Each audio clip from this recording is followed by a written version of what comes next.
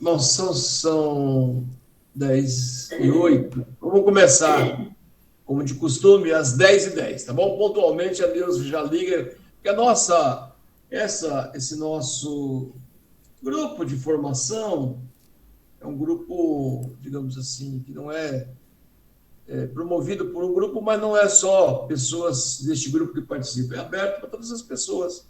Então, tem gente que são de outras correntes, tem gente que são de outros partidos, além do PSOL, além do PT. Então, aqui não é um espaço sectário, aqui é um espaço plural, onde as pessoas precisam e têm o direito a ouvir e falar, né, concomitantemente. Então, esse é o nosso objetivo com essa atividade, que, via de regra, nós realizamos todos os domingos, na parte da manhã, com algumas exceções, quando tem alguma outra pauta, digamos assim, que se sobrepõe, encontros, debates, plenária, panfletagens. Então, às vezes, nós não fazemos por um imperativo também da luta, não é por um esquecimento ou porque a gente está. Não é por um imperativo.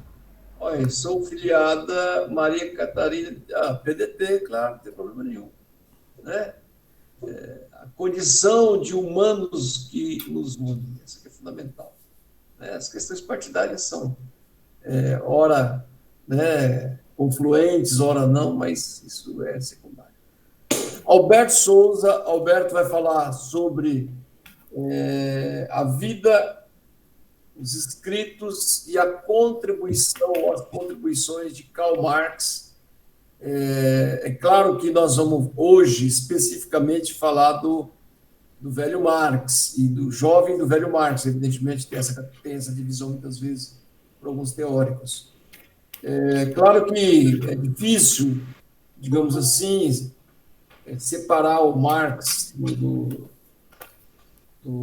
Engels, mas, de qualquer forma, nós estamos pensando de fazer uma série agora de biografias revolucionárias. Então, a ideia é avançar, por exemplo, a semana que vem, tratar especificamente da contribuição de Engels. E, numa outra semana, tratar, por exemplo, da contribuição de Lenin, de Rosa Luxemburgo, enfim, e demais personagens que contribuíram neste processo histórico. E também, e também, e também, até mesmo discutir sobre a contribuição de Trotsky, e também até a contribuição de Joseph Stalin. Mas eu não sou stalinista, mas o que você conhece dele? Para negar, você precisa conhecer. Né? Então, estamos pensando nesse formato a partir de agora. Alberto, é com você então. Alberto é professor de literatura, foi vereador em São Bernardo do Campo, é militante do Sindicato dos Petroleiros, foi por muitos anos e continua sendo, e hoje ele também continua contribuindo com esse debate de formação teórica e de militantes de uma maneira geral. Axé, vai lá. Achei. Uma coisa que tem que ficar claro para todos nós é que, desde que surgiu a luta de classe, a sociedade de classe, a sociedade da propriedade privada, do meio de produção de um lado, explorado do outro, sempre houve alguma insatisfação, sempre houve lutas, né, dos explorados, de uma forma ou de outra, com maior intensidade ou com menor intensidade, sempre aconteceu. E isso funciona praticamente como uma lei histórica. Na China, por exemplo, nós temos a figura de Motsi, que colocou, baseado em princípios da natureza, em leis, né? Segundo ele, em lei da natureza, ele defendia uma sociedade mais igual, quanto a sociedade vigente, o céu, o próprio taoísmo, né, que também avançou nessa linha. Na Grécia, nós temos o poeta Exílio, que fez algumas manifestações contra as injustiças em todas as partes. O Mazdek, na Pérsia, na, na, na, em Roma, Espartaco, os irmãos Caio. Então, houve sempre, os irmãos Prato, sempre houve algumas, por parte dos cristãos, do próprio cristianismo primitivo, né, os chamados movimentos heréticos, os valdenses e outros. Depois, ali, como contemporâneo de Voltaire, a figura de Tomás Musa, que fez um movimento camponês revolucionário de revolta geral na Alemanha. Então, sempre houve, né? Evidentemente que, inclusive, Marx colocava isso, as condições históricas para os revoltosos nessas épocas realizarem o seu sonho não estavam colocados. O estágio das forças produtivas, da divisão do trabalho, o estágio de desenvolvimento da sociedade, não dava aí espaço, né, para condições para que esses revolucionários, esses inquietos das diversas épocas, realizassem o seu sonho. Com a chegada do capitalismo, aí, com outro estágio muito mais avançado das forças produtivas, um estágio, inclusive, de grande avanço do conhecimento científico, grande avanço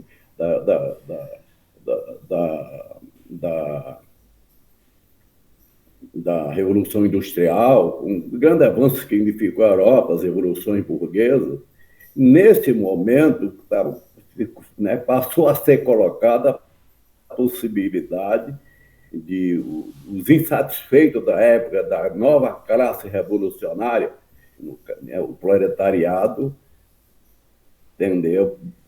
Realizar esse sonho de sociedade, da sociedade da igualdade que vinha acontecendo já há séculos com a humanidade. As condições aí passaram a ser colocadas. O capitalismo passou a ser a última da sociedade de escravidão, a última das escravidões. A última, entendeu? Um estágio em que diz, olha, depois do capitalismo não existe mais a possibilidade de o capitalismo ser substituído por um outro sistema baseado na propriedade privada do meio de produção. Então, essa é a fase final. O capitalismo, historicamente, significa a fase final dentro da sociedade de classe, da sociedade de exploração do homem pelo homem. O capitalismo significa, então, a última das escravidões. E é nesse contexto, evidentemente, que, num primeiro momento, essa compreensão não teve um caráter científico. Já vista a questão do socialismo utópico, em que, aqui tudo bem, está colocada a questão da igualdade, mas quais são os caminhos? E os socialistas utópicos, né, tiveram lá os seus sonhos de que isso acontecesse de forma pacífica, que isso acontecesse através gradativamente, através do desenvolvimento da compreensão de que é preciso construir uma sociedade justa, uma sociedade igualitária, inclusive numa linha até de convencer a classe dominante, convencer a burguesia de que se pode, né, sem uma transformação revolucionária, sem uma luta revolucionária, sem uma luta radical, se chegar a uma sociedade. Aí, nesse contexto, que aparece Marx, entendeu? Olha, não é possível a transformação da sociedade através de uma linha de convencimento, entendeu? Da sociedade capitalista, convencer a classe dominante. E outra coisa, é preciso que se conheça essa sociedade, é preciso que se conheça o capitalismo cientificamente. É preciso que se estude a sua natureza, Qual é a sua natureza real? Quais são as suas contradições fundamentais? É preciso isso. Vocês não estão fazendo. Vocês, socialistas utópicos, não estão fazendo isso. Proudhon, você não fez isso. O Fourier, você não fez isso. Oi, você não fez isso. É preciso isso. É preciso conhecer o mundo que a gente quer transformar. É preciso estudar suas leis, suas contradições, entender suas marchas, seus vai-e-vens. É preciso. E aí, entendeu que Marx aparece para desempenhar o papel de fazer o estudo científico da sociedade, e é aí que surge o socialismo científico. Mas, evidentemente, que o Marx, num primeiro momento, e tem muita gente que fala no jovem Marx, eu não gosto muito dessa expressão, mas tem muitos pensadores, muitos estudiosos de Marx, que falam, entendeu, no jovem Marx, e vai por aí afora. Eu não lido muito com isso. Eu prefiro falar de Marx desde do seu primeiro momento até chegar até chegar ao Capital, sem muito esse conceito do jovem Marx.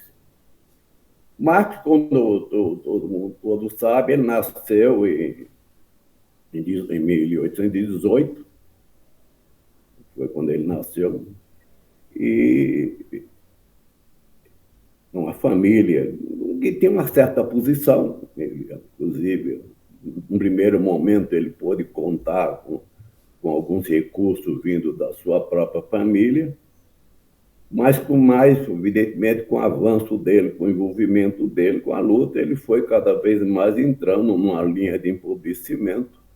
Inclusive, teve que contar, para tocar a sua luta, contar com a ajuda de Engels, que tinha outra situação, filho do industrial, tinha uma situação econômica melhor, e foi por aí afora. Depois, ao chegar a partir dos 16 anos de idade, ele entra na Universidade de Bonn, e o pai dele determinou o seguinte: olha, o que a gente quer é que você estude direito. Eu falei, tudo bem. De certa forma, ele foi obediente ao seu pai e foi estudar direito em Bonn. Mas aí ele não gostou, ele não é o que eu quero.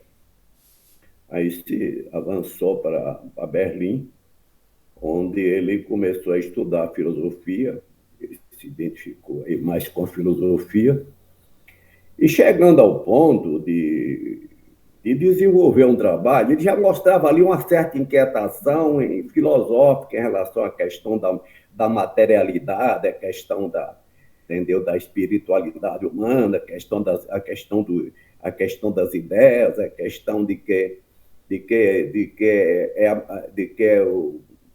o princípio da religiosidade, ou é a religiosidade que explica, ou é o materialismo que explica.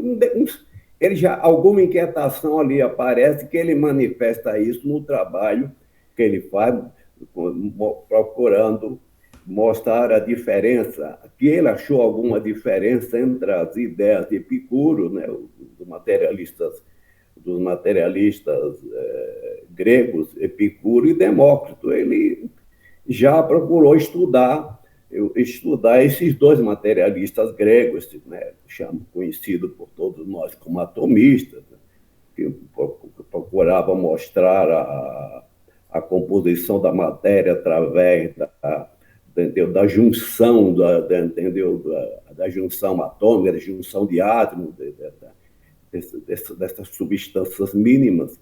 E ele procurou estudar, e ele viu alguma diferença, ele viu alguma dialética. Bem, só que aí já aparece algum sentimento dialético. Ele viu alguma dialética, por exemplo, em Epicuro, em relação a Demócrito.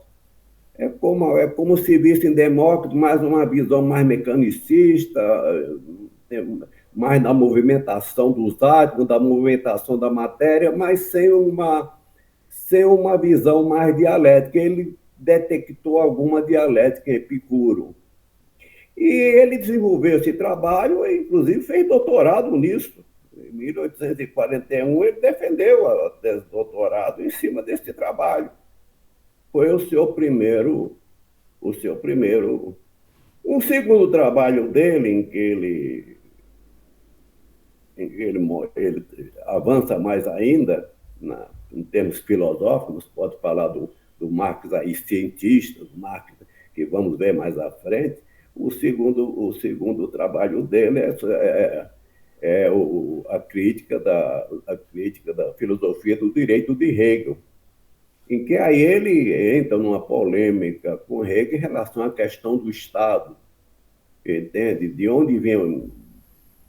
Hegel tinha uma visão de que a sociedade civil, a sociedade das relações sociais, a composição da sociedade, era produto da ideia de Estado, dentro daquela visão de que a ideia que constrói o mundo, e no caso de Hegel, né, o chamado espírito absoluto, né, que é esse que no seu desenvolvimento, na sua marcha, ele vai construindo o mundo. Quer dizer, não é o mundo, não é o contrário, não é da materialidade que vem a espiritualidade em última instância, mas é ao contrário, é das ideias que vem, a materialidade que vem, inclusive a própria composição da sociedade. E Hegel colocava isso, é a ideia do Estado que determina, por exemplo, a ordem social, a composição social, a sociedade civil.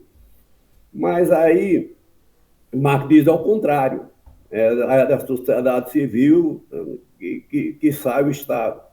Ele já estava percebendo aí, ainda filosoficamente, ainda um tanto não tanto avançado como ele passaria a ver lá na frente, de que o Estado é produto, entendeu, do processo social, e que ele vem, e que ele não chega a dizer isso com muita clareza, mas que é um instrumento, é um elemento construído um instrumento de um determinado setor da sociedade e que procura colocar como um instrumento que está acima das classes e entra nesse nível e procura se universalizar por aí. Então ele abre uma polêmica com Hegel em relação a essa questão. E por aí também, nesse texto, ele já avança em relação à questão da religiosidade. Aí, evidentemente, sob a influência de Feuerbach, que ainda nesse momento tem uma influência sobre ele, porque na medida que Feuerbach ele abriu guerra em relação com Hegel, em relação à questão em relação à questão do idealismo de Hegel, em que ele passa a se opor, ele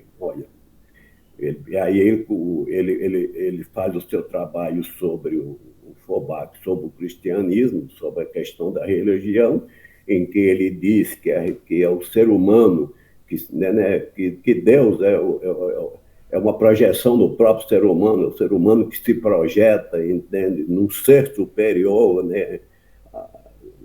Um ser superior que, na realidade, é a representação de si mesmo, é a representação do próprio homem, em que Deus aparece como se fosse o super-homem, quer dizer, se ele é produto do homem, e ele, entendeu, com a grandeza que ele tem, inclusive passando a ser ele, inclusive o próprio criador do homem, aí que tem uma inversão.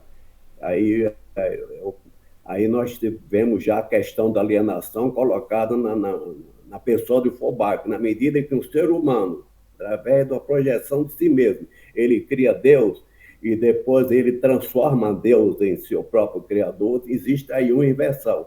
Quer dizer, a criatura se torna o criador, entendeu? De quem o criou. E Marx já trabalha nesse sentido, mostrando, avança na questão da religiosidade, e aí ele coloca, e aí vem as famosas frases dele, como que a religião, por exemplo, entendeu? É a miséria de uma sociedade miserável. A miséria da religião reflete a miséria de uma sociedade, entendeu? De uma sociedade de contradições, de uma sociedade que é o que é, entendeu? E vai por aí afora. Em que ele diz, inclusive, que a religião é o coração de uma sociedade sem coração. Em que ele diz, por exemplo, que a religião é o espírito de uma sociedade sem espírito. E ele vai por aí afora. é a ilusão de uma sociedade que só pode ser, que só é suportável através de ilusões. E aí Marx avança, e a religião, e por aí ele conclui, a religião é ópio do povo. Ele avança nesse sentido.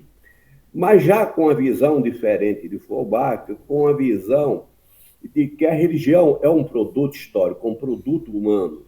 A religião ela não vem de fora, não é uma identidade celestial, não é alguma coisa que vem de fora do processo histórico da humanidade. Ela vem do processo histórico, vem das relações sociais, das relações de classe. Ela não vem do nada, ela não vem entendeu, de um mundo em abstrato, de um mundo extra humano real. Ela vem da própria sociedade, ela é uma expressão histórica e não algo ahistórico que aparece aí, entendeu? Como pensam os teóricos em geral. Então, Marx avança já nesse texto, ele já avança em relação à questão da religiosidade. Uma coisa tem que ficar clara, não significa dizer que Marx, ao falar da religiosidade, ele vê que só é possível o fim da religiosidade na medida que se construiu uma nova sociedade onde ela não tenha mais razão, não existe mais a razão de ser dela ser o reflexo dessa sociedade. Só uma nova sociedade, uma sociedade, por exemplo, sem classe, uma sociedade de 10, é possível que a religião ela vá desaparecendo. Marx, ninguém pode acusar Marx dele ter decreto. Olha, por decreto, na medida que se passa a revolução, por decreto se põe fim à religiosidade. No sentido de dizer, olha, com a nova sociedade se proíba que as pessoas sejam religiosas. Isso não é colocado por Marx, aliás, não é colocado por Lenin, não é colocado por nenhum pensador marxista, essa perspectiva de você colocar o fim da religiosidade, entendeu? Através de um decreto. O fim da religiosidade vem através do desenvolvimento da sociedade, vem em decorrência do fim de uma sociedade onde você não precisa, a humanidade não precisa mais desse tipo de ilusão, entendeu? Uma sociedade não alienada, evidentemente, é nesse contexto que a religião vai desaparecendo, porque se ela é reflexo de um tipo de sociedade, desaparecendo aquele tipo de sociedade, aquele tipo de modo de produção, ela também desaparece. Essa é a visão que Marx tem. Em seguida, o outro texto de Marx que ele faz, em seguida, é a questão judaica, que é onde ele abre uma polêmica aí com Bruno Brauer, que, na medida em que o Bruno Brauer e outros, como Stirner, e como outro, como o próprio Feuerbach, ele, como neo-hegelianos, eles, apesar de certo avanço, de se representar a esquerda do hegelismo, apesar disso, eles mantinham uma posição idealista, uma posição em cima disso, que eles faziam análise da sociedade. Bruno, por exemplo, na questão judaica, ele aparece tentando convencer os judeus de que ele precisava, para conseguir a sua emancipação política, que ele precisava romper com a sua religiosidade. Ele precisava disso. Aí Marx colocou, não, o que está colocado é de outra forma. O indivíduo, para ser aceito por esse Estado, no caso o Estado cristão prussiano, não precisa abrir mão da sua religiosidade. Nos Estados Unidos, por exemplo, o próprio Estado nos Estados Unidos pressupõe, mesmo que se coloque a questão de que o Estado deve ser laico, mas o próprio Estado pressupõe a existência da religiosidade.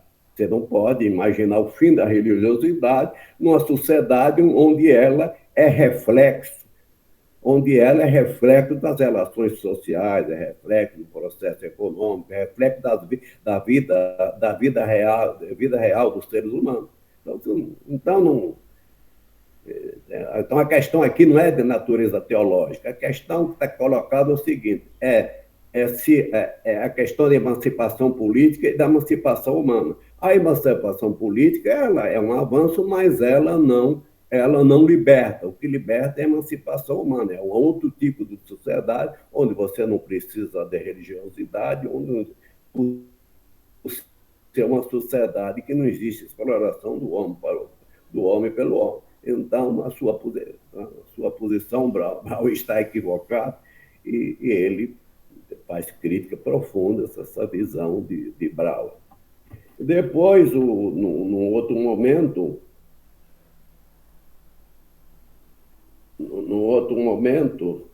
ele já em 43, 44, ele realiza a sua obra Manuscritos Econômicos, Filosóficos e Econômicos. Ela avança nessa linha.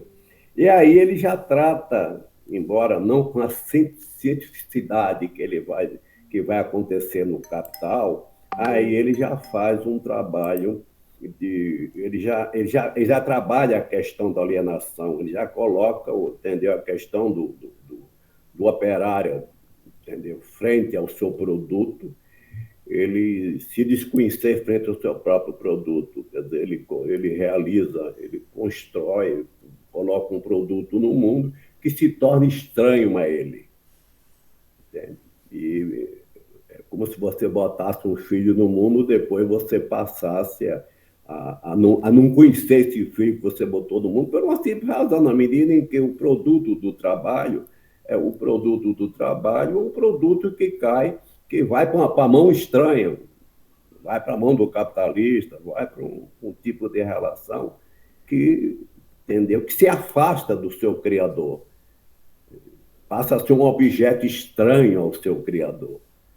Inclusive, isso tem implicações ideológicas muito profundas, esse tipo de relação. Eu construo um produto, o operário, né, realiza o seu trabalho, constrói um produto e depois que se torna estranho a ele. Como passa a estranhar a ele o próprio trabalho, na medida em que ele vence a sua força de trabalho e o trabalho dele passa a ser uma propriedade de quem comprou, propriedade do capitalista, o trabalho fica estranho a ele. Eu não tenho nada a ver, não me pertence, eu vendi, como acontece com a venda de qualquer mercadoria. Se eu vendo uma mercadoria, alguém que compra, essa mercadoria passa a me ser estranha, na medida em que ela não está mais, sabe, no meu domínio, ela está no domínio de outro. Se eu vendo a minha força de trabalho, ela passa a ser propriedade do capitalista. Consequentemente, o próprio trabalho me é estranho. Essa é a primeira perspectiva, assim, em poucas palavras, as primeiras colocações que o Marx faz em relação à questão da alienação.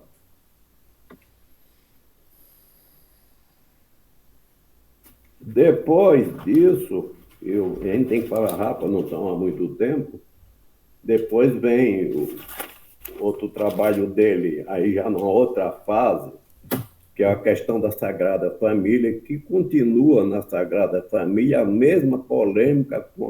Aliás, o Marx ele é muito irônico. Quando ele coloca, por exemplo, um termo como Sagrada Família, está se referindo a uma família de idealistas. No caso, a família Bauer, a família de Brunner Bauer, em que ele, olha, vocês continuam, tudo bem, vocês representam a esquerda de Hegel, mas vocês continuam idealistas. Vocês continuam no mundo da especulação filosófica, vocês continuam ainda dizendo que é a ideia que determina a existência, e não o contrário, a existência real, é a ideia que determina a materialidade, que determina a própria existência do mundo. Né? Vocês continuam ainda, por mais que vocês né, representem a esquerda hegeliana, mas, na realidade, vocês continuam, como Hegel, achando que a ideia que que determina a própria ideia que constrói o mundo, que tudo vem dela e que tudo é expressão dela, de uma forma ou de outra. Vocês continuam nisso. Inclusive, ele coloca aquela questão das frutas, em que o Bauer, por exemplo, sob o conceito de fruta, ele acaba, por exemplo, dizendo, em vez de falar, por exemplo, em vez de falar, essa é maçã, aquilo ali por exemplo, é laranja, ele entra num conceito, o que importa é a fruta, é a ideia, a fruta que importa. E ele vai fazendo a sua especulação por aí, não saindo da órbita do idealismo, apesar de estar na posição da esquerda hegeliana, apesar de estar nessa posição de não ficar mais com Hegel em cima de que a ideia na sua fase suprema, entendeu? Ela vai se expressar em forma de um Estado constitucionalista, de um Estado avançado, do Estado prussiano, do Estado ideal. Apesar de tudo isso, vocês não saem da órbita do idealismo. E aí ele abre, e com toda essa ironia dele, né, ele abre uma polêmica. Aí ele avança, depois, em seguida, aí aparece um trabalho, a Ideologia Alemã, em 1945, 1946, em que, em termos filosóficos, o Marx ele chega praticamente ao auge do seu encontro com o materialismo dialético, com a visão filosófica fundamentada no materialismo dialético, que é na ideologia alemã, em que ele abre aí uma polêmica, principalmente com Feuerbach, que foi isso, com Feuerbach, que o influenciou muito, porque Feuerbach foi dos hegelianos de esquerda que melhor colocou a questão da crítica à religião, né, como eu já coloquei, colocando que a religião é um produto do homem, não o contrário, que o homem se anula na medida em que ele, ao criar Deus, ele acaba atribuindo a si de que ele é criatura de Deus e não o contrário. Ele avança nisso, mas só que ele avança sem uma perspectiva histórica da religiosidade. Ele não avança nesse sentido, de ver a religiosidade como um produto histórico, como um produto humano historicamente construído, entendeu? Em forma de reflexo, em forma de representação da sociedade vigente. Ele não avança nisso. Ele não tem uma visão histórica nisso. Então, nesse sentido, Marx vê o seu materialismo, entendeu, com um certo idealismo. Ele não, entendeu? Porque ele não avança. Em relação à questão da história, ele avança menos do que o próprio Hegel, porque Hegel, pelo menos, ele vê o papel do trabalho, ele vê um desenvolvimento histórico, ainda que dentro da sua lógica idealista, como expressão das ideias, como expressão do espírito absoluto, como desenrolar do espírito absoluto. E Hegel vê isso, vê a história no processo humano, no processo social, ele vê isso.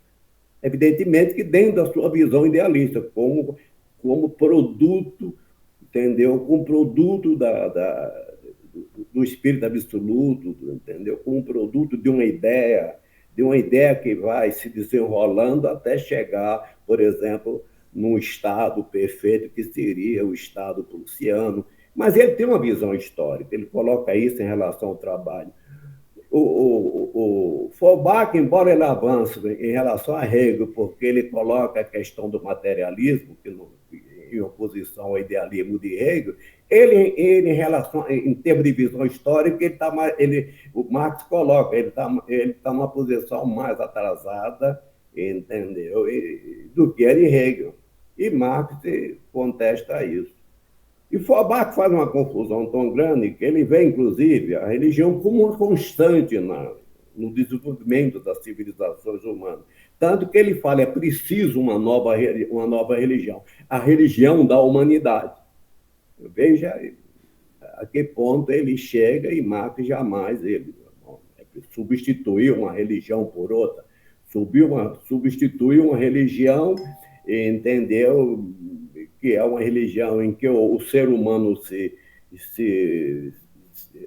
perde o domínio de si mesmo, ele se anula em função de um Deus que ele cria, mas que se torna na sua fantasia o seu criador. Né? E daí, em cima disso, você, né, achar que o que tem que fazer é o seguinte: sair dessa religião, a religião em que aparece um Deus como criador, entendeu? Que o ser humano deixa de ser sujeito disso, e criar uma religião humanista. Marx não aceitou isso. Falta em você uma visão histórica, entendeu? E por aí você acaba não tendo a compreensão de que o que está em jogo é a transformação radical dessa sociedade. E isso você Fobach, você não está compreendendo. E vai por aí afora a sua crítica. Essas coisas a gente tem que falar um pouco rapidamente, porque o trabalho de Marx é um trabalho gigantesco. Um outro trabalho dele que ele faz, outra polêmica que ele faz é com Proudhon.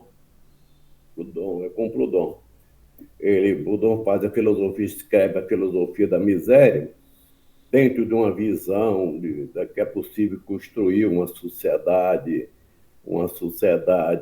baseada em cooperativas, enfim, numa visão que você não precisaria, inclusive, ter uma compreensão mais científica da sociedade, nem partir, por exemplo, para uma transformação revolucionária da sociedade. Apesar da sua visão um tanto anarquista, né? Ele é considerado aí por muitos pensadores como o pai do anarquismo, mas ele não chega a pegar uma transformação radical da sociedade. Evidentemente, quando ele fala sobre a propriedade, ele acaba dizendo que a propriedade é um roubo, fala muito da questão das injustiças, da sociedade ser injusta, fala da questão do roubo, mas Marx coloca, você não compreendeu que quando se fala de roubo, você está falando da existência da propriedade, e você não está tocando nisso, enfim, você não procura compreender, inclusive você sequer se encontra com o Ricardo, com Adam Smith,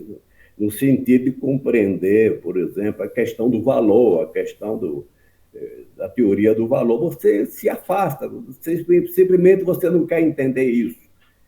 E depois ele critica também a posição que o Proudhon tem em relação à questão de que um determinado fenômeno tem a sua faceta boa e tem a sua faceta negativa. Então, Marx, ele coloca o seguinte: Proudhon, você, na realidade, como economista fracassa, como filósofo mais ainda, porque, na realidade, você foge da compreensão científica da sociedade. Você não estuda, por exemplo, a questão do valor, a questão do processo de produção, você não vai por aí. Daí ele, com a sua ironia, escreve, né, ele diz tudo isso em Miséria da Filosofia, que é uma forma irônica de ele. Tanto que Proudhon ficou louco da vida. Proudhon falou: você, com essas colocações, de outras palavras, dizendo que o meu trabalho, apesar de eu ser o que eu sou, ser considerado aí na sociedade como um grande intelectual, apesar disso, você vem com as suas grosserias e fica por demais nervoso em relação. Porque o Marx realmente ele era irônico, ele era impiedoso, ele dizia o senhor Proudhon, o senhor Bau, ele partia, ele era muito impiedoso no trato científico, filosófico, entendeu? No estudo filosófico, no estudo das contradições da sociedade. Quando ele via esses escorregões idealistas, ele via essa marcha utópica, ele era impiedoso em relação a essa posição. Depois vem um momento,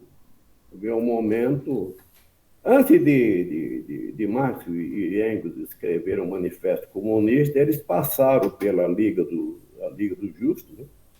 Eles passaram uma liga que tinha já...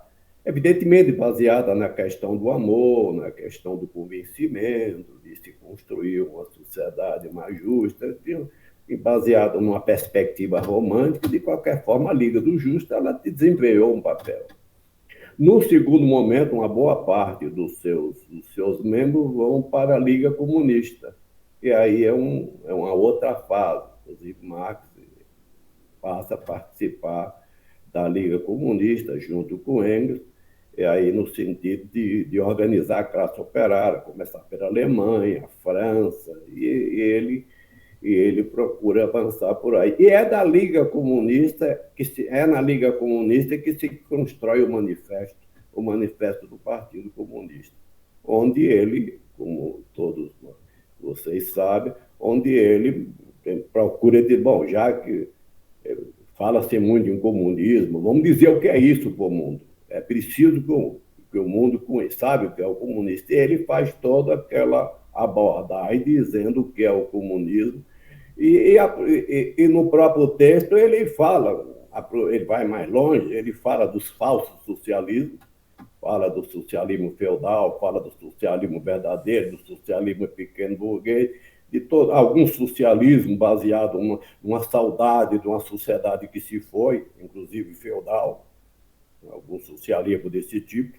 O indivíduo está revoltado com a sociedade e começa a achar que é no passado, que é do retorno ao passado que se constrói uma sociedade justa. E Marx combatia esse tipo de coisa. Outros achando que é uma forma que está dentro do próprio capitalismo, a construção do socialismo. Aliás, é uma coisa que existe muito até hoje no meio da esquerda. O indivíduo acha que não precisa o fim do capitalismo para se construir o socialismo. É espécie de um socialismo capitalista. Existem umas coisas gozadas no meio da nossa esquerda. Às vezes eu acho que algum setor da nossa esquerda acha que é possível se construir um socialismo capitalista. E, na realidade, acaba defendendo isso na medida em que não combate a transformação radical, entendeu, da sociedade capitalista. Isso o Marx já denuncia lá no Manifesto Comunista. E também entra em uma série de outras questões, como a própria questão da prostituição na sociedade capitalista, como algo que é inerente ao seu processo social, ao seu processo econômico. Ele avança por aí e deixando claro, é isso que nós queremos. É isso, se somos condenados porque queremos isso, fique sabendo que é isso mesmo que nós queremos. Entendeu? Da forma mais transparente do mundo, dizendo ao mundo, entendeu? Dizendo à própria burguesia, olha, é isso que nós queremos, é isso que você nos acusa, fique sabendo o que é isso. Entende? Nos acusam de sermos contra a propriedade privada. É isso mesmo que nós queremos. É isso mesmo que nós... E aí vai com o manifesto que todos nós conhecemos. Um outro texto dele, Trabalho, Salariado e Capital, é um texto em que ele faz em que ele coloca... Esse texto é mais para ele falar para o pessoal da Associação Internacional dos Trabalhadores, é um discurso que ele faz, e que, evidentemente, é um texto que, de uma forma ou de outra, no Capital, vai se expressar de uma forma, entendeu? Da forma mais adequada, da forma mais científica, e no Capital. Um outro texto que é um dos clássicos de Marx, né, eu diria junto com a luta de classe na França, é o 18 Brumário, em que Marx mostra, a partir da queda de Filipe II, né,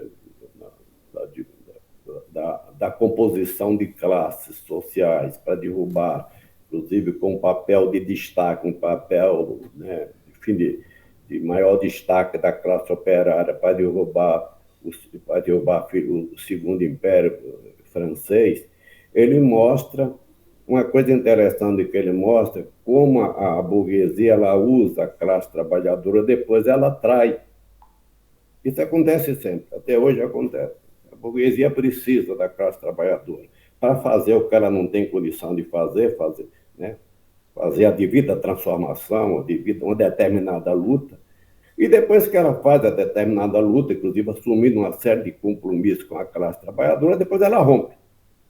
depois ela rompe e vai até mesmo para massacre. Então, o que aconteceu com os outros primários? Em fevereiro de 48, eles vêm e derrubam com papel de destaque da classe operária. No momento em que a classe trabalhadora já tem algum nível de autonomia, porque a classe trabalhadora, ela, por exemplo, no século, na Revolução Francesa, ela era uma aliada da burguesia na luta contra a aristocracia feudal. Ela não tinha sua autonomia, não tinha o seu próprio projeto, ali era uma classe em si, não uma classe para si. Mas em 48 ela já começa a avançar nela uma certa autonomia. E com essa certa autonomia, quando ela participa em fevereiro da luta contra Filipe II, junto com toda a burguesia, com o campesinato, com setores, né, pequenos burgueses da sociedade, ela já apresenta uma série de reivindicações e que a burguesia acaba aceitando, até porque não seria possível você derrubar o segundo, derrubar o segundo império, derrubar Filipe II, sem a classe trabalhadora como a principal força, como a classe mais decisiva nesse momento. Não seria possível. A burguesia precisava da classe trabalhadora para fazer isso. E assumiu o compromisso de atender. E com o passar do tempo, com o desenrolar do processo de luta de classe, a burguesia foi se afastando nisso e os conflitos foram surgindo na sociedade, entendeu? Com os camponeses, o Marx mostra isso, mostrando um alinhamento diferente naquele momento, com uma certa ilusão de que o Luiz Napoleão Bonaparte, o sobrinho de Napoleão, que ele seria, entendeu, o próprio Napoleão, a expressão nova do próprio Napoleão, o campesinato acaba, entendeu, se dirigindo todo o seu apoio ao Napoleão, e que nesses conflitos todos, o que é que acontece? Todas as classes diferentemente do proletariado, acabam, de uma forma ou de outra, contribuindo para o golpe de 1851, entendeu? Que faz com que surja, entendeu, um novo império. Você tira o Filipe II e entra Luiz Napoleão Bonaparte. E aí, é nessa linha que ele escreve, procurando explorar as contradições, o choque de classe, nesse processo que ele escreve Dezoito Brumário e também a luta de classe Tem um trabalho de Marx que ele deixou mais em rascunho, que ele explora, inclusive, a fase pré-capital, a fase vamos dizer assim, primitiva do capitalismo, que ele faz uma série de rascunhos, faz uma série de abordagens, que é um material que serviu muito de importância para ele, um momento em que ele sistematiza todo o seu trabalho, que é o Capital, e esse conjunto de manuscrito dele é o Grundrisse, né? Que é o Grundrisse, que foi publicado recentemente aqui no Brasil, agora foi publicado em 2011. Um trabalho próximo, o que se fala que o próprio Marx não tinha interesse na sua publicação, porque frente à obra dele, o Capital, que ele passou a construir em seguida, um trabalho assim, mais com certas dispersões, apesar de muitas análises importantes, no que se fala é que Marx não tinha maior interesse não tinha interesse, mas o Grundrisse aí está publicado no Brasil e muita gente tem estudado, tem procurado. Eu mesmo tenho esse trabalho, não tenho feito uma leitura assim mais profunda dele, mas eu tenho esse livro aqui em casa. Depois, um outro trabalho dele, em que aí já marchando por Capital, é para a crítica da economia política, em que ele aí já começa a trabalhar a questão da teoria do valor, e avança em relação à questão da mais-valia, e que é um trabalho que se desemboca no primeiro volume do Capital, onde ele já coloca, aí sim, aí ele já coloca de forma sistemática a questão do valor, a questão da mais-valia, que está em todo o seu primeiro volume, ele já coloca isso. E o mais importante que aparece nesse trabalho de Marx é mostrar que o trabalhador ele durante algumas horas de trabalho, primeiro ele mostra o que é a mercadoria, ele mostra que que ele tem que estudar, adota o seguinte método: para estudar o capitalismo é preciso que eu estude a sua célula, vamos dizer assim, a sua célula menor, que no caso é a mercadoria. Aí ele procura, ele faz um trabalho com a mercadoria, ele dá um trato à mercadoria em todo o capital em geral, mas no primeiro volume ele faz isso de forma sistemática, ele pega a mais-valia, ele pega a mercadoria e vai destrinchando, inclusive de forma repetitiva, num vai e vem, ele vai procurando, entendeu? Mostrar o que é a mercadoria, inclusive ao ponto de mostrar que o próprio trabalho, a própria força de trabalho é uma mercadoria. E aí ele avança, mostrando que numa sociedade capitalista você tem o dono do meio de produção de um lado, que é o dono da indústria, o dono da terra, que é o capitalista, e que operário não resta outra coisa a não ser vender a sua força de trabalho como é a sua mercadoria, é o que ele tem como mercadoria. E ele pega, né, ele coloca isso, o operário. E aí, quando ele vende a sua força de trabalho, um ponto que é muito importante, inclusive deveria ser muito usado no nosso trabalho de agitação e propaganda, que ele coloca o seguinte: olha, o operário pode, por exemplo, durante 8 horas de trabalho, naquele tempo era 10, 12 horas de trabalho, mas eu estou dando um exemplo aqui ele pode, em 8 horas de trabalho, quando trabalhar 4 horas, por exemplo, ele pode, com o que ele produziu durante 4 horas, com o valor que ele produziu, uma determinada mercadoria que ele produziu entendeu? E que expressa um determinado valor, esse valor aí, com 4 horas, ele pode distribuir, desenvolver para o capitalista está pagando por ele em termos de salário. Bom, mas o capitalista vem e diz, o Marx faz essa conversa, o capitalista vem e diz: bom, vem cá, mas eu contratei você para trabalhar 10 horas, para trabalhar 8 horas, eu não contratei você para trabalhar 4 horas. Então o operário é obrigado a trabalhar mais 4 horas, e essas 4 horas, entendeu? É o seu sobretrabalho, entendeu? O produto dessas 4 horas é a mais-valia, é o que se acrescenta ao capital, é o que faz o capital crescer, é o que faz a acumulação de capital, é o que faz com que entendeu? Uma máquina, por exemplo, seja trabalho acumulado. É no sentido de que tudo que é capital é trabalho acumulado, vem da mais-valia, vem daí.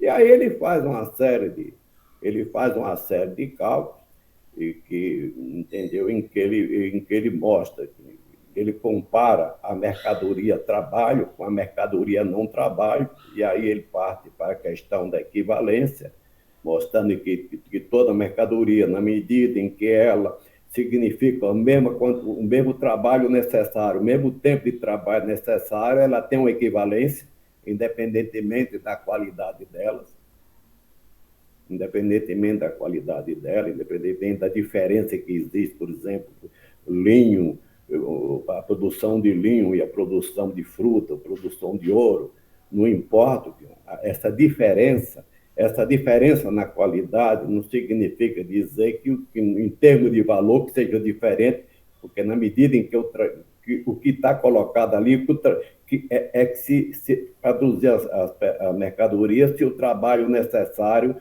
e o tempo necessário é o mesmo, e aí ele vai desenvolvendo essa linha. E outros trabalhos de Marx, como, por exemplo, como a Guerra Civil em França, é quando ele fala Aí o companheiro até colocou há pouco, ele fala especificamente da questão da Comuna de Paris. E aí Marx faz uma série de considerações. Primeiro que a Comuna de Paris tem uma influência maior de Blanc, de Proudhon, da internacional, da internacional do trabalho, não teve influência mínima. E não é por acaso que a comuna ela acaba, entendeu, cometendo alguns erros que, de certa forma, inerentes àquelas concepções que estavam por trás do movimento, entendeu, na sua direção, né, as concepções branquistas, as concepções de Proudhon. Um dos erros, por exemplo, em que Marx fala, ele não se apoderarem do Banco Central francês. Não se apoderaram disso. Você faz uma revolução e não se apodera de um instrumento desse. Um outro erro foi se manter isolado, não se afastar da sociedade como um todo, manter-se no seu isolamento. São alguns erros assim que ele fala embora, evidentemente, que ele faz uma defesa muito clara daquela luta, a luta daquela gente, denuncia todo um trabalho de traição da burguesia, que na realidade a burguesia facilita, a burguesia entendeu, francesa com a burguesia alemã, apesar apesar da derrota da França, da agressão de Bismarck à França, aí entra a questão da composição de classe. Na medida que a classe trabalhadora, como a classe armada, entendeu, da resistência à ocupação alemã, na medida em que ela avança, as duas burguesias elas fazem um determinado tipo de conchavo, porque há um medo terrível de que o movimento avançasse. E o movimento acabou sendo vitorioso em Paris, e, em decorrência disso, Versalhes, a burguesia, manda suas tropas e vem o grande massacre que foi a Comuna de Paris. Em linhas gerais, é o que eu tinha que colocar sobre o trabalho de Marx. Não dá para a gente falar especificamente em pouco tempo de obra por obra, principalmente aquelas que a gente conhece mais, que a gente estudou mais. Não dá para a gente ter estudado todas as obras, aí precisa ter um nível de conhecimento do marxismo mais profundo, você conhecer obra por obra e ter condição de dissertar sobre todas elas, mas em linha geral é isso aí. Entende? O que importa é que hoje a gente tem que, eu acho que o retorno de Marx é preciso voltar a estudar Marx, porque a luta de classe no Brasil está se dando sem um pensamento de classe, sem um pensamento revolucionário. Ela está acontecendo aí, mas na lógica da classe em si, não da classe para si, não na lógica de uma classe autônoma. Nós estamos num Brasil em que o que está prevalecendo é uma perspectiva de conciliação de classe, o que está no sentido de a esquerda se compor com os setores liberais da burguesia, e aí construir uma sociedade, dentro de uma lógica social-democrata, de uma lógica que não é um fenômeno só do Brasil, isso está acontecendo no mundo todo, em grande medida é por falta desse, entendeu, em grande medida devido ao afastamento que está acontecendo no mundo todo do marxismo. Confunde o que aconteceu na União Soviética, o fim do chamado bloco socialista. Isso provocou um certo desencanto em relação às possibilidades históricas da transformação revolucionária. Consequentemente, por que eu vou procurar o texto de Marx se eu, baseado no fracasso, nos erros e no fracasso do socialismo, que, né, na União Soviética e no leste europeu, por que eu vou recorrer ao pai do socialismo científico, a quem apresenta todos os fundamentos científicos possíveis da transformação revolucionária? Por que eu vou procurar isso se a transformação revolucionária está se tornando, entendeu? É impossível, na realidade, esse caminho não é o caminho é de a gente fazer os diversos ajustes, os devidos ajustes com a burguesia, entendeu? E aí vem toda uma conciliação de classe, vem toda aquela lógica que a burguesia sempre colocou de uma espécie de um contrato social em forma de pacto social, e vai por aí afora. É o que está colocado para nós. Na medida que a gente for compreendendo, voltar a compreender que o capitalismo não é possível, não consegue resolver os problemas fundamentais da classe trabalhadora, os problemas fundamentais da sociedade, a gente vai sentir a necessidade de voltar a Marx, porque não existe transformação revolucionária sem fundamentos revolucionários, sem uma concepção revolucionária da sociedade.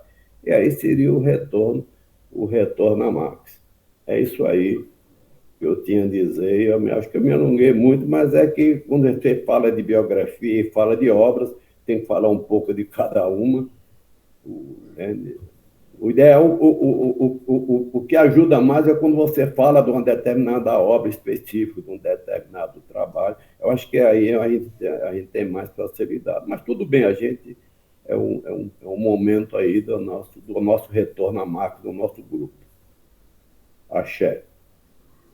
Opa, alô, Alberto, exatamente 1 hora, cara. Que bom, né? Bom, e gozado que eu não vi aqui as pessoas cansadas, nem querendo ir embora. Foi uma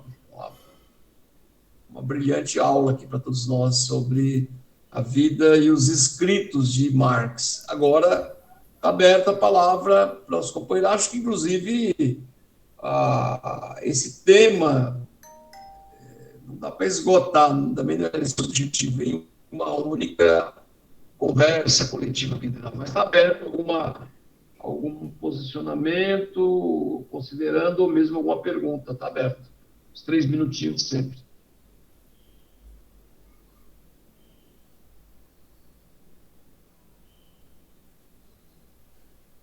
Levantando a mão, acho que ajuda mais, mas não precisa levantar todos ao mesmo tempo, senão eu vou me perder aqui. Não.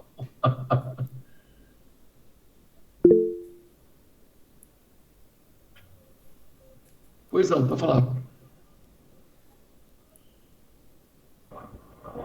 Eu achei importantíssimo, né? Coisas que o companheiro falou que eu não tinha ainda conhecimento, né? Então, 1 hora que passou muito rápido, foi voando, nem percebi. A hora que você falou 1 hora, eu veio aqui no relógio. Foi muito rápido. Isso foi muito bom, né?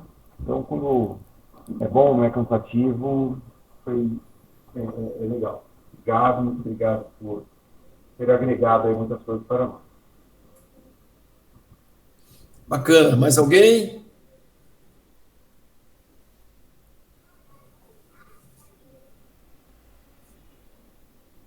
Como tinha um professor meu, muitos anos atrás, Porfírio, falou assim: ou entenderam tudo ou não entenderam nada, né? Se entenderam tudo, não tem nada a ser perguntado. Se não entenderam nada, não sabem como perguntar. Mas não é o caso nosso aqui. Estamos diante de muitos professores aqui também. Olá, Dom Marcos, vai lá. Bom dia, paz e bem para vocês. Uma colocação só dessa disputa ou polêmicas, né? Feuerbach, depois Marx, né? Teve uma ocasião, alguns anos atrás, conversando com alguns colegas, eles falavam assim, né?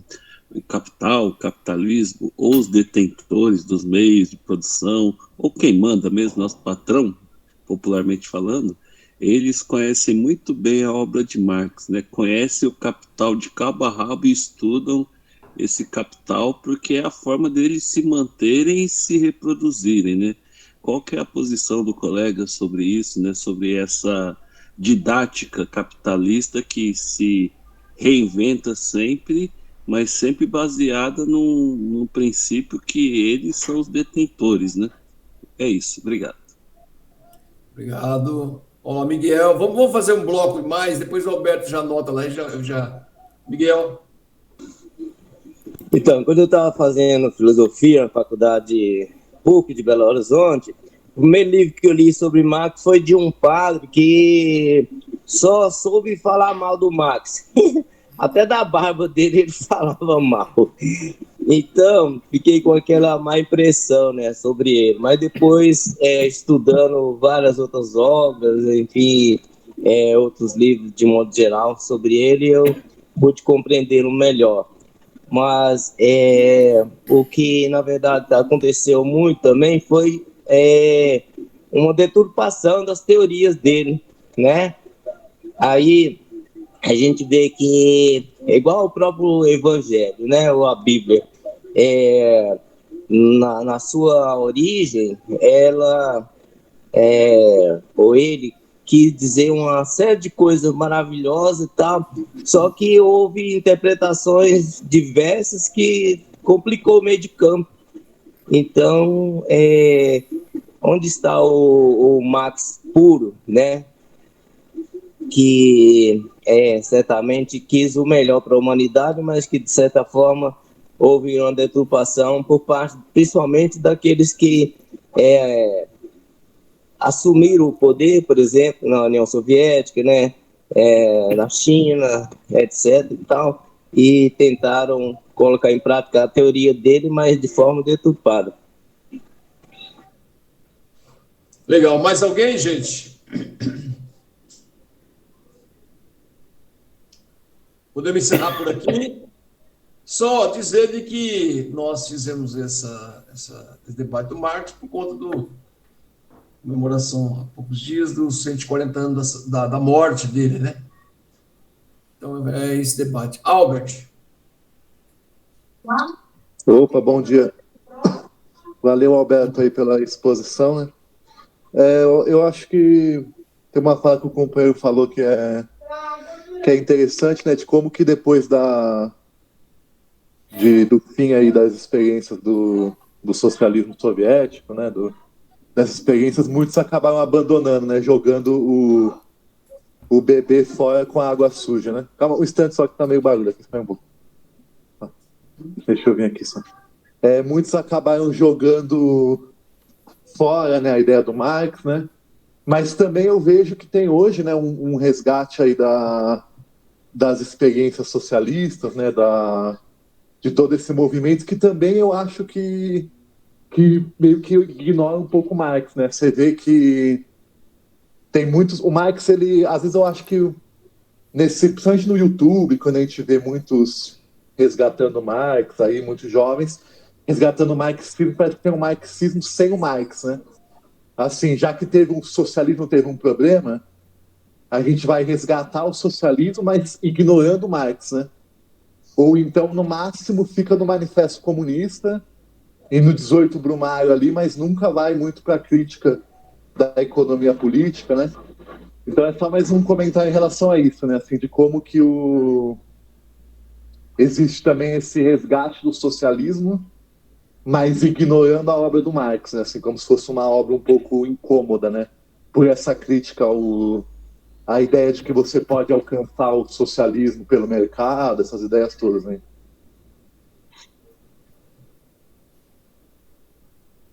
Ok, Albert. Obrigado. Mais alguém? Então vamos lá, Alberto. Acho que você anotou esses considerandos. Mas aí, agora não precisa ser 1 hora, não. Agora pode ser um. Não, eu vou colocar rápido. Evidentemente, muita gente não imagina, pensa que os intelectuais orgânicos, como dizia Gramsci, da burguesia não estudam Marx. Estudam, sim. Eles estudam. Até porque eles têm a compreensão que para atacar Marx, entende? Fazer a surda-vida deformações de Marx, ele precisa estudar Marx. Estuda. Delfim Neto estudava, e uma série de outros aí, representantes do capital, estudam Marx. Isso aí não há a menor dúvida. Eles discordam, mas discordam conhecendo. E eles montam sua versão, montam seu esquema de deturpação, pega determinados pontos por exemplo, como a questão da ditadura do proletariado, eles deformam profundamente isso.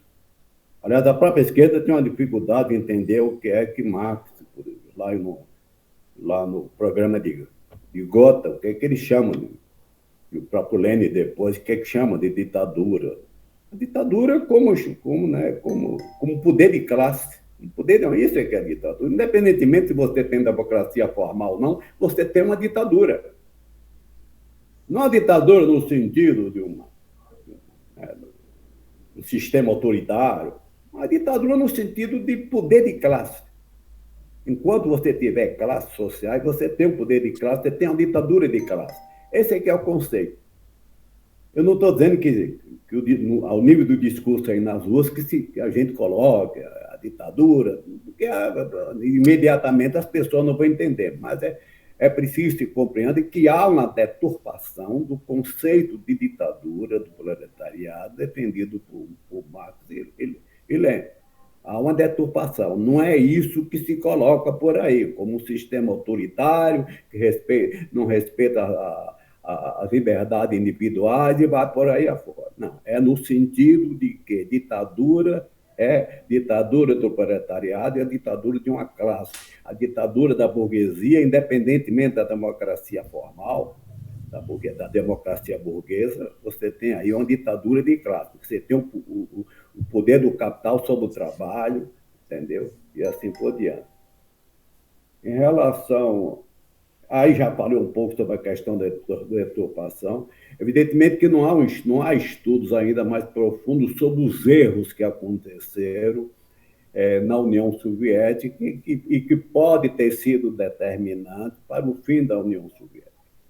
Mas um dos erros de que eu tenho falado é que na União Soviética a União Soviética deixou de ser um poder soviético e passou a ser o poder do partido. O partido, na sua forma burocrática, passou a ser ele o poder, em vez do poder soviético, né? O poder do povo, o povo como sujeito da transformação da sociedade, da construção do socialismo. Isso foi paulatinamente sendo tirado através de todo um processo burocrático, isso foi sendo tirado do povo, o afastamento do povo. Na hora que você se afasta do povo, no processo de uma nova sociedade, o povo deixa de ser sujeito. E se o povo deixa de ser sujeito de um processo, entendeu? De um processo socialista, você acaba ou não tendo socialismo ou acaba pondo fim ao socialismo existente, que vai se tornando cada vez mais precário, vai se deformando cada vez mais até o seu fim. Então, o que eu vejo na União Soviética é isso. No lugar do poder soviético, o poder do partido na sua forma burocrática. Entende? E em relação à questão do resgate do socialismo, existe... Eu não sei se está vendo que há propriamente um resgate da questão do socialismo. Porque você pode falar em socialismo, aí você tem vários socialismos, e Marx coloca isso no manifesto. Tem socialismo até feudal. Você está com saudade. Você idealiza uma sociedade que se foi, porque, né, para manifestar seu inconformismo em relação à sociedade vigente. Mas isso pode ser de forma reacionária. Você defender o socialismo, entendeu? Feudal, é você, entendeu? Voltar no tempo. E isso entendeu? Marx colocava como uma defesa profundamente reacionária. E como tem outros socialismos, socialismo cristão, socialismo pequeno burguês, o socialismo burguês. Então, na realidade, é preciso deixar claro que isso não é nem resgatar a questão do socialismo, é ficar contra a transformação socialista da sociedade. E fica mais claro na medida em que o indivíduo sai do pensamento de transformação da sociedade. Se eu não quero transformar a sociedade, por que eu vou buscar pensamento transformador? Por que eu vou buscar Marx? Por que eu vou buscar Lenin? Por que eu vou buscar o próprio Gramsci, com todas as críticas que se faz a ele? Por que eu vou buscar Lukács? Por que eu vou buscar... Por que eu vou buscar essa gente que representa o pensamento de transformação da sociedade? É o pensamento revolucionário de transformação radical da sociedade. Se eu não acredito na construção, entendeu, revolucionária de uma nova sociedade, por que eu vou? E aí acaba realmente não recorrendo, aí abandona o capital, abandona a ideologia alemã, abandona tudo que Marx escreveu, entendeu? Na sua fase em que ele coloca de uma vez por todas, a necessidade histórica da transformação. O indivíduo, no fundo, o que existe, inclusive, no meio da nossa esquerda, é uma crença, até inconsciente ou não, de que o capitalismo veio para ficar. É um problema de fazer alguns ajustes com ele. Isso é uma coisa que vem desde o socialismo utópico. Isso nos persegue a vida toda. O socialismo utópico traz as suas colocações. Ele se faz presente de uma forma ou de outra dentro da esquerda hoje, entende? O chamado idealismo que Marx colocou, o idealismo filosófico, em que o indivíduo coloca que não é a prática de transformação da sociedade que é o determinante, em última instância, mas o determinante são as ideias, que são elas que criam o mundo, são elas que criam, entendeu? O que existe aí é reflexo das ideias, a representação das ideias, a realidade objetiva é a representação delas, entendeu? Toda não busca, né, dessa compreensão, mostra que, na realidade, existe um afastamento momentâneo. Eu não estou dizendo que isso é definitivo, não estou dizendo que não existem inquietações no meio da esquerda, tem setor no meio da esquerda, setor de esquerda, dentro da própria, das órgãos dos partidos de esquerda, partidos de centro-esquerda, que estão trabalhando nesse sentido. Não estou dizendo que isso é definitivo, eu não estou dizendo isso. Eu não sou nada pessimista, o pessimismo não leva a nada. A burguesia hoje se alimenta muito de uma perspectiva pessimista, de todos aqueles pensamentos, tipo de Balme e tantos outros, que mostram a sociedade sem saída. Não se trata disso. Eu acho que é uma questão de tempo para a gente passar a compreender que com o capitalismo, a situação da classe trabalhadora no mundo é cada vez piorar, vai aumentar o aumento da miséria, aumento da miséria material, aumento da miséria espiritual, aumento... O capitalismo é isso, ele, na medida em que ele só se desenvolve através da acumulação do capital, ele só se desenvolve assim. Evidentemente que ele vai cada vez mais marginalizando, entendeu? Milhões e milhões de vidas, destruindo milhões e milhões de vidas, entendeu? E assim por diante. Isso eu acho que é uma questão de tempo, que a classe trabalhadora não morreu, você pode ter equívoco nos seus dirigentes, mas a classe trabalhadora está aí, com a sua tendência histórica, entendeu? De classe da transformação radical da sociedade. Então, acho que é uma questão de tempo.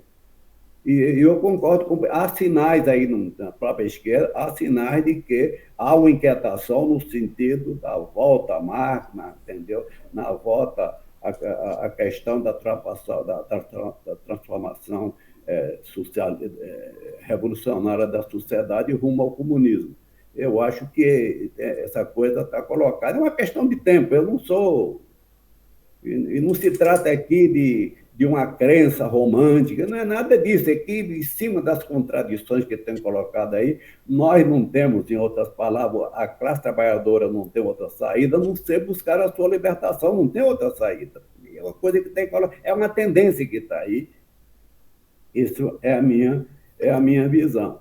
Então, eu acho que é hora da gente voltar ao Marx, voltar a estudar Marx, voltar a estudar outros clássicos e seus derivados, estudar o próprio Gramsci, estudar Lukács, e começar a voltar a estudar, entendeu? Há textos e mais textos, inclusive, de pessoas que analisam, que contribuem analisando certas obras de Marx, analisando o próprio marxismo, uma série de contribuições que vem pela Boitempo, que vem pela expressão, e a gente tem que recorrer. O que não pode é a gente ficar desarmado de uma teoria, se a gente quer de uma teoria de transformação do mundo, se a gente quer transformar o mundo. Não dá.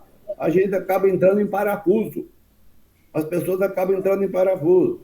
E daí é porque tanto pessimismo que a gente nota, inclusive, eu converso com pessoas de esquerda, e que eu noto nela, ao mesmo tempo que tem um certo entusiasmo, e às vezes romântico, em relação à transformação da sociedade, ao mesmo tempo cai no pessimismo, porque o indivíduo não está armado de uma análise, entendeu, concreta, da realidade concreta, como dizia Lenin. Ele não está armado de uma compreensão das contradições do capitalismo. Ele está contra o sistema e não quer conhecer o sistema. Como é que eu quero lutar contra uma sociedade que eu não conheço, e eu me recuso a conhecer essa sociedade? Como é que eu quero combater um sistema? Entendeu? Como é que um cientista quer estudar um objeto e não, entendeu? Quer ver como é um objeto e não estuda a natureza desse objeto? Isso vale para qualquer ciência. Então, como é que fica isso? Como é que eu quero transformar essa sociedade e não quero compreender? Eu não quero compreender como se dá, por exemplo, a formação do capital. De onde vem o capital? Eu começo achando que ele vem de alguma coisa esquisita, de alguma abstração. De onde vem isso? De onde vem as mercadorias?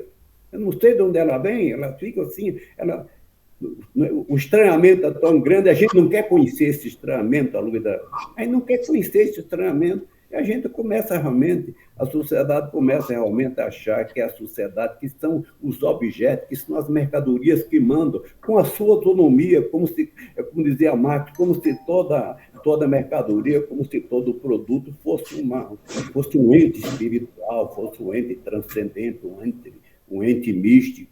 A gente vê assim, a classe trabalhadora, quando ela não tem consciência, ela começa a ver o mundo que ela mesma construiu como uma coisa estranha que ela, consequentemente, ela começa a achar que tudo isso, no fundo, tem Deus por trás, tem um ser transcendente, tem alguma força estranha à sociedade que vem por trás disso, e por aí a perspectiva idealista é levada ao paroxismo, levada ao extremo. Então, é a pergunta que a gente tem que fazer hoje para a esquerda. Como você se diz socialista? Acha que, entendeu? Diz corretamente e verdadeiramente que esse sistema que está aí é um sistema desumano e tudo isso. Mas você não quer conhecer o sistema, você não quer estudá-lo. Você quer lutar contra um objeto e não quer conhecer o objeto. É o médico que quer ser médico, não quer conhecer o corpo humano, não quer conhecer a anatomia, não quer conhecer a natureza biológica do ser humano e quer ser médico. Não dá para você. Hoje, ou você trabalha com a ciência, não numa perspectiva cientificista, ou você não chega a lugar nenhum. Não uma perspectiva cientificista, porque conhecimento não vem só através da ciência. Nós temos a literatura, nós temos a arte, nós temos a filosofia, nós temos outras formas de acesso ao conhecimento. Não se trata de uma perspectiva cientificista, como queriam os positivistas, como queria a literatura naturalista, não se trata disso. Mas não se pode abrir mão da ciência, do pensamento científico, entendeu? Para compreender a realidade. Como é que eu vou ter acesso às leis dos objetos que me são externos, se eu não os estudo? Eu estou contra a sua existência, como está contra nada, você não quer estudá-lo, você não está contra nada. E não basta achar que a luta é uma questão simplesmente de ética, que é uma questão de moral, que é uma questão de achar que as coisas são injustas, que é preciso uma sociedade de amor. Não basta isso. É preciso compreender o objeto, estudar o objeto que a gente quer destruir. E é aí que é o retorno ao marxismo. A não ser que alguém me apresente um estudo mais profundo da sociedade capitalista, mais profundo do que tem feito Marx e os posteriores a ele do campo marxista. Não sei se alguém tem isso. Há várias tentativas que têm o seu papel. Por exemplo, a Escola de Frankfurt, ninguém está negando, tem o seu papel ao falar dos sintomas dessa sociedade, a falar, por exemplo, da questão da reificação, entendeu? Da chamada indústria cultural, por exemplo, em Adorno. Não, são contribuições interessantes. Mas Adorno não se esquiva um tanto em falar, por exemplo, da questão do valor. Como é que eu quero estudar o capitalismo se eu abro mão de estudar o valor, estudar, entendeu? Como se realiza a mercadoria, o que é mercadoria, e por aí, o que é o capitalismo. Mas ninguém está dizendo que as contribuições da Escola de Frankfurt, uma tentativa de juntar Marx com Freud, que não sejam importantes, são denúncias importantes. São denúncias importantes. Ninguém está dizendo que o próprio Foucault, com o seu estruturalismo, que ele também não tem lá suas contribuições com as denúncias que ele faz, em relação à questão dos presídios, em relação à questão da loucura. Ninguém está dizendo. Todos esses textos são importantes.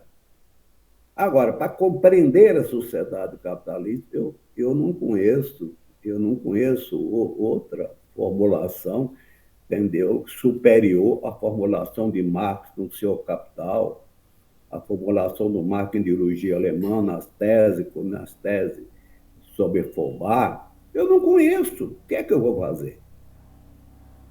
Aí o DB fica assim, fica lutando, mas lutando sem saber corretamente a que ponto chegar. E se você não sabe a que ponto chegar, do ponto de vista prático e teórico, você nem começa a andar. São essas colocações que eu gostaria de fazer.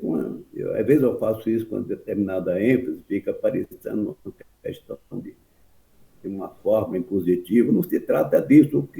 O que me inquieta é que esse debate não vem acontecendo. Claro, não estou dizendo que em termos absolutos, lógico que acontece, mas não vem acontecendo satisfatoriamente.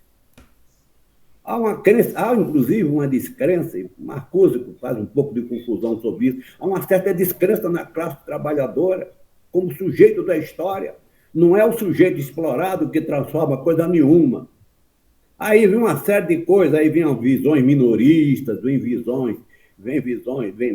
Visões em cima de um certo fragmentismo, determinado setor da sociedade.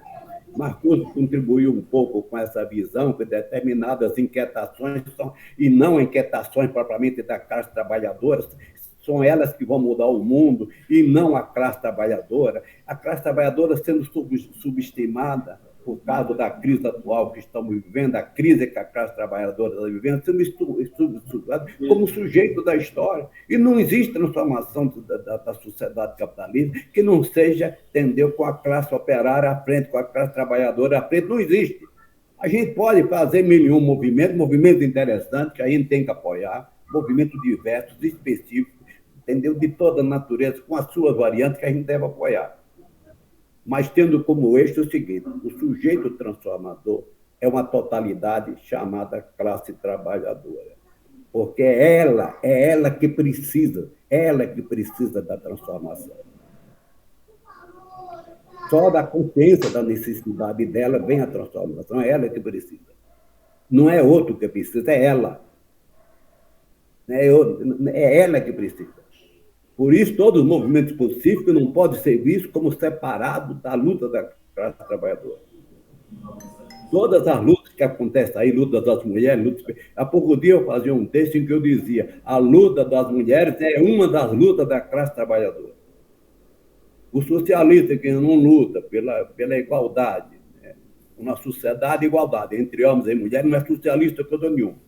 Sendo assim, se o indivíduo é socialista, o partido que luta para o socialismo, a classe trabalhadora, na sua condição de classe para si, de classe autônoma, entendeu? Tem que ver a luta das mulheres com uma das suas lutas. A especificidade não nega que ela seja parte da totalidade, seja parte de um todo. Ah, mas eu não quero, vou fragmentar, vou criar a república do setor específico, vou criar uma república ali, que muita gente chama de identitarismo. Aí você tem uma fragmentação que nos Estados Unidos é moda, né? Você tem pedaço da classe trabalhadora de todos os tipos. Os pedaços não deve ser considerado, mas como parte de um todo. Está relacionado. Fora disso, você cai numa perspectiva idealista da sociedade.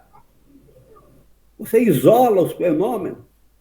É o mesmo princípio que isola indivíduos, como se todo indivíduo não fosse um ser social, não fosse um ser de relações.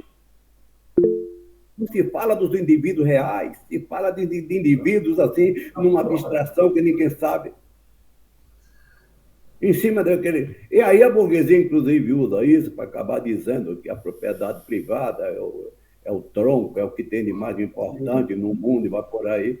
Eu me lembro a propósito disso, abrindo um parênteses, quando Jacobo Gorenda, na universidade, na faculdade de Direito, fazia um debate com um cara de Direito, na faculdade de Direito nos anos 60, o cara colocou para ele: vocês são contra a propriedade privada, e a propriedade privada é um direito natural, e foi por aí. O Jacob Borena falou: olha, ninguém mais contra propriedade privada do que você, porque 90% das pessoas não têm propriedade. E aí foi aquele negócio. Quer dizer, então, são coisas. Então, ou a gente retorna, entendeu? Não é retornar ao marxismo como se retorna a Bíblia, como retorna a Bíblia, não se trata disso. Ou se retorna ao marxismo, ou a coisa vai ficar complicada em termos de uma visão crítica da sociedade, de quem realmente quer transformar essa sociedade. Eu não vejo outra possibilidade, porque esse socialismo de todo tipo que a gente encontra por aí, cada um constrói o seu socialismo. É socialismo a dar com pau, mas nenhum anticapitalista em última instância. É isso aí, axé. Achei, Alberto. Obrigado, viu? Obrigado pela participação. Nós vamos encerrando por aqui. Miguel está levantando a mão fazendo uma pergunta, mas ou aqui não abaixa a mão? Uma pergunta. Pode perguntar? Pode perguntar. Então, é o seguinte, o Marx havia previsto que a religião acabaria, só que a gente não percebe isso, né? Ela cada vez mais está se expandindo. Diga-se de passagem que os evangélicos, né, aí do lado do Bolsonaro, né, muitos deles no poder, né, deputados, senadores, etc., nós tivemos também a Igreja Católica durante 1000 anos, junto ao poder, né? Só depois é que se desligou. Mas a gente talvez poderia se pensar que a intenção do Marx era fazer justamente o que faz em alguns países comunistas, igual a China e tal. Se não me engano, parece que a Coreia também, a do Norte, pelo poder da força, proibir a religião. Só se fosse nessa perspectiva, que ele queria que a religião acabasse. Você faz uma pergunta simples, né? No final aqui da nossa conversa. Tem mais alguma pergunta? Alberto, vamos lá para a gente fechar com essa pergunta. Chico mostrou lá um livro, não sei se ele queria dizer alguma coisa também. Sim, Chico mostrou lá, cara, mas é isso aí, Francisco. Dando um exemplo de que é preciso.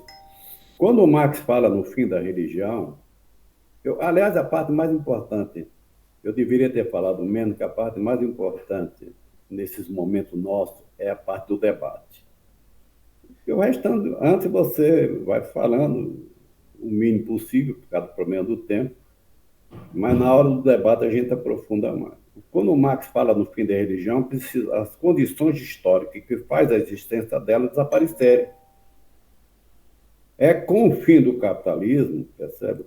Em que a religião deixa de ser reflexo nas mentes humanas, ser representações da sociedade, da realidade externa nas mentes humanas, porque não tem mais razão de ser. O reflexo de um objeto só existe enquanto o objeto existir. Se você não tem mais capitalismo, você não vai ter mais a ilusão que se tem, entendeu? A ilusão que se tem na sociedade capitalista. Essa ilusão vem da miséria social. A religião é da miséria da sociedade, a miséria social, das relações miseráveis dos seres humanos, entendeu? Mas reais. É daí que vem a religião. É uma forma de um indivíduo, inclusive, é uma forma de brado também. O Marx dizia, às vezes o indivíduo, através da religião, ele inclusive não só se manifesta com conformismo, mas também é o momento do seu grito, é o momento do seu brado quanto à realidade. É uma forma dele, uma forma fantasiada dele para bradar. Agora, uma sociedade em que você não precisa mais da ilusão,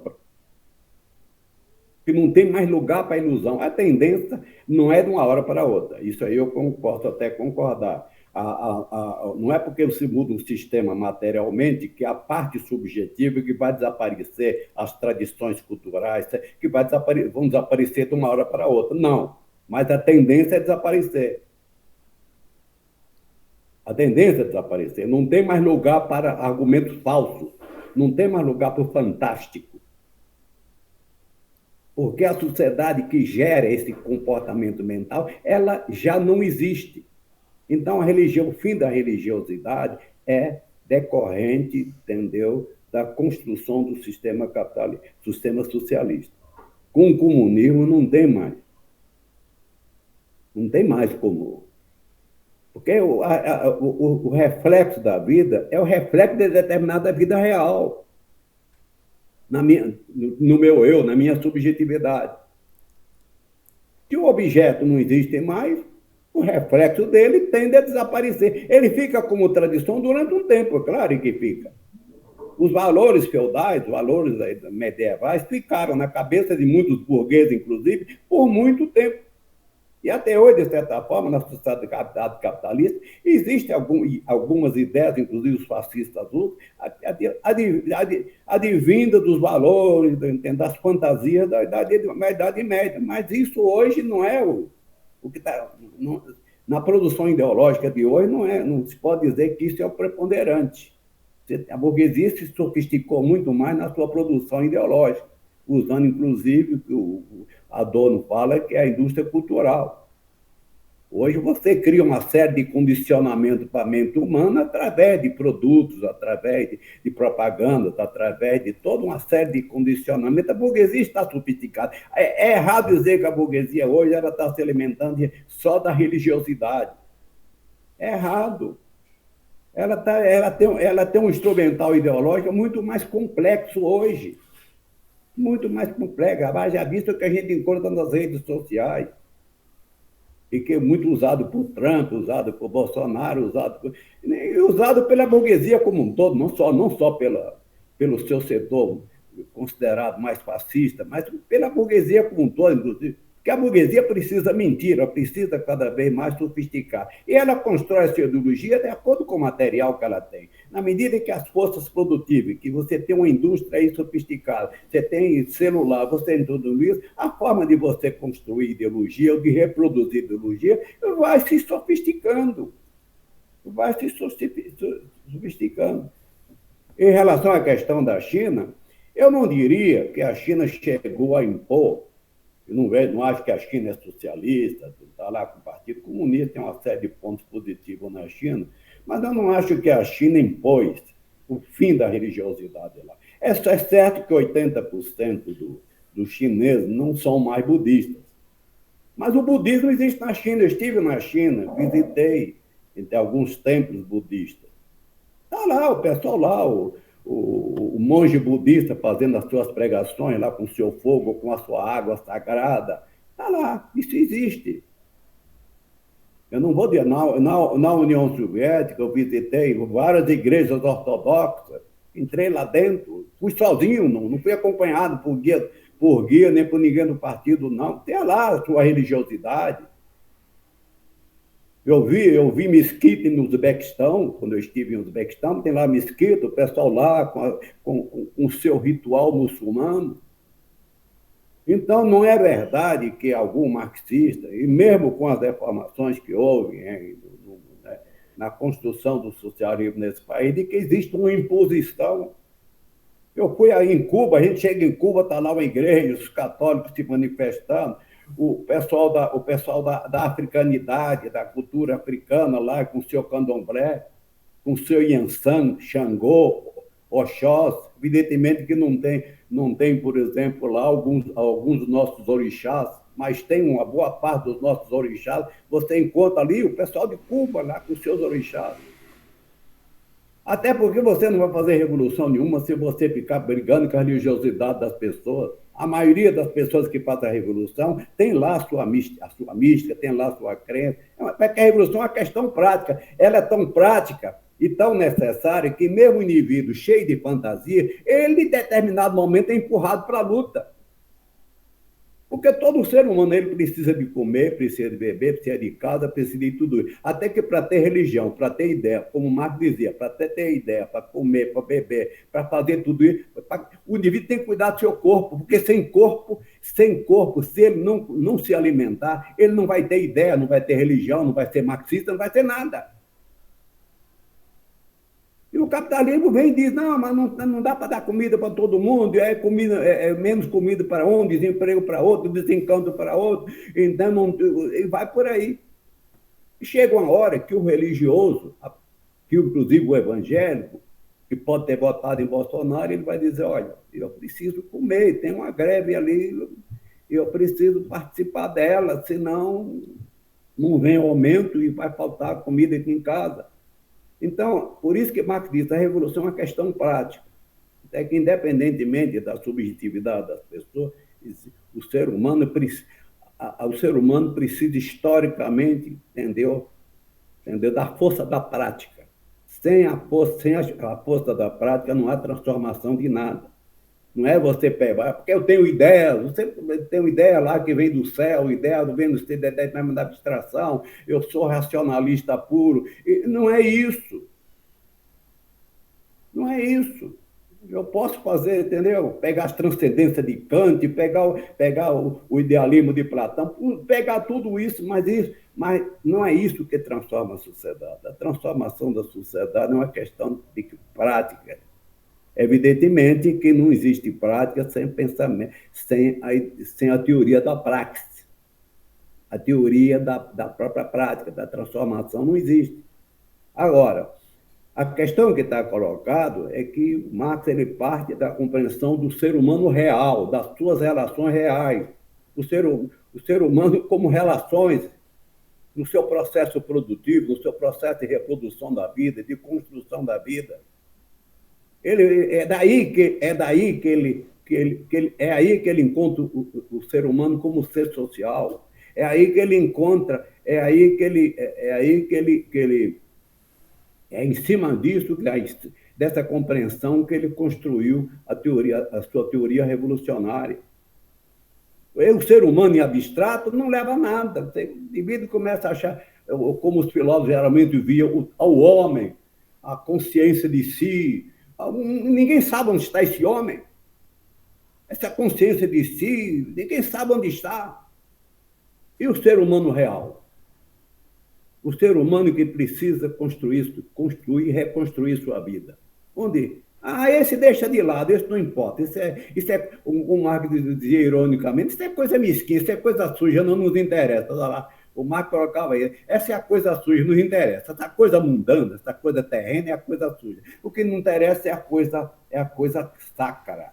Isso vem com as ideias, isso aqui é próprio das aristocracias, é próprio da dominação de classe. Você separar, colocar. Até porque é um orgulho da classe dominante você ter ideias que não tem nada a ver com o profano, com o dia a dia, com a realidade, com o terreno. O terreno é uma coisa mesquinha, isso é coisa para vocês aí. Não interessa o terreno, nós estamos em outro plano.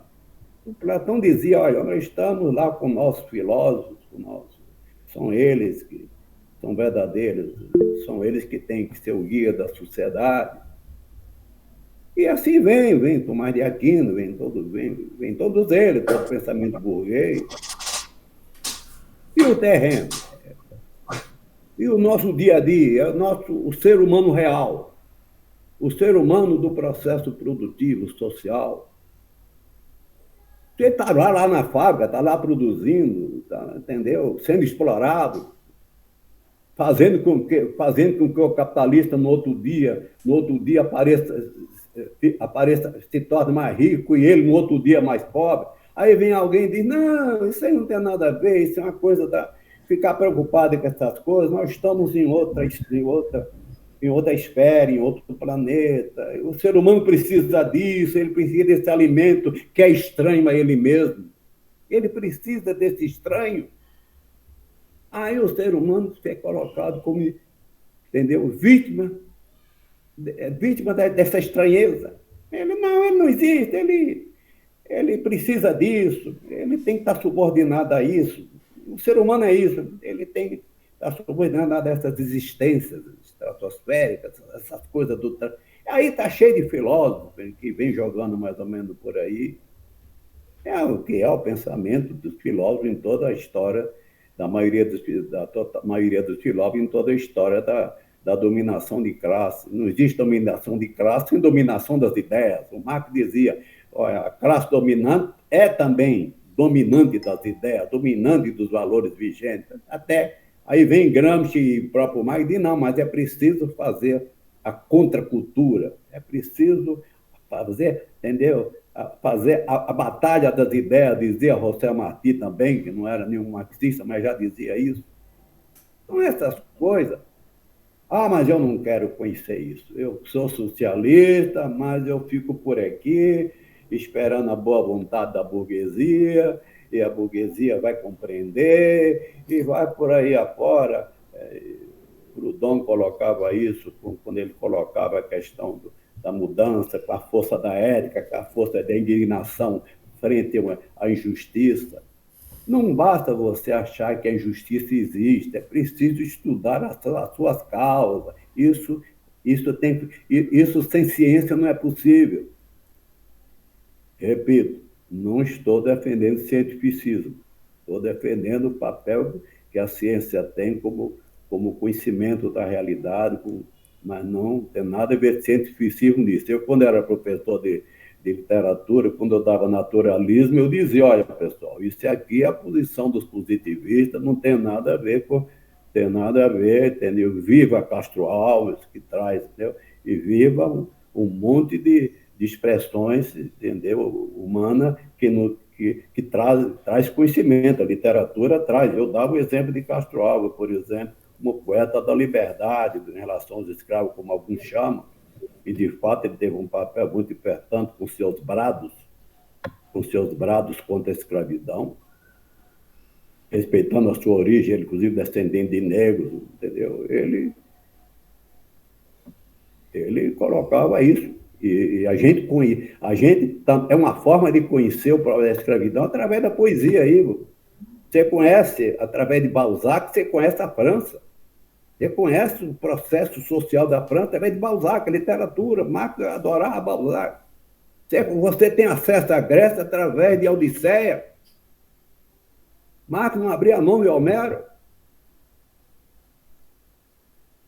Marx não é o encabeçador de uma seita. Marx foi buscar o conhecimento existente, foi buscar Ricardo, foi buscar Adam Smith, foi buscar o pensamento político, filosófico da França, foi buscar todo o idealismo filosófico da Alemanha. Ele não acha que ele nasceu dele mesmo. Não, de repente, eu sou iluminado, eu resolvi trazer lá não sei de onde. Não, ele dali mesmo, foi do mundo real. Foi dali que ele tirou. Dentro da crítica, ele avançou. Ele avançou cientificamente, ele avançou para a construção do capital. Mas eu não quero estudar, eu não quero saber dessas coisas. Eu estou bravo, mas não quero entender. Eu estou contra